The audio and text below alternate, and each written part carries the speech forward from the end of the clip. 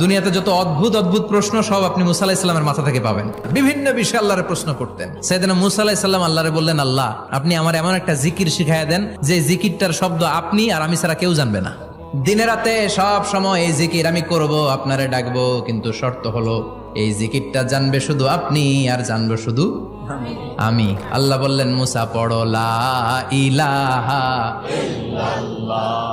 মুসা আলাইহিস সালাম কয়, মাবুদ এটা তো জাতীয় জিকির, সবাই জানে। আমি তো চাইছি এক্সেলেন্ট একটা জিকির, কারো কাছে নাই, শুধু আমি জানবো আর আমি পড়বো। আল্লাহ বললেন, মুসা এই লা ইলাহাকে যদি এক পাল্লায় রেখে দাও, তাম বিশ্ব, 7 আকাশ 7 জমিনটারে তুলে যদি তুমি আরেক পাল্লায় রেখে দাও, লা রাজাহাত কাফাতু লা ইলাহা ইল্লাল্লাহ, মুহূর্তের মধ্যে লা ইলাহার পাল্লা ভারী হয়ে যাবে। ও মুসা, তুমি যতই এক্সক্লুসিভ জিকির চাও, লা ইলাহার চেয়ে দামি জিকির আমার কাছে নাই।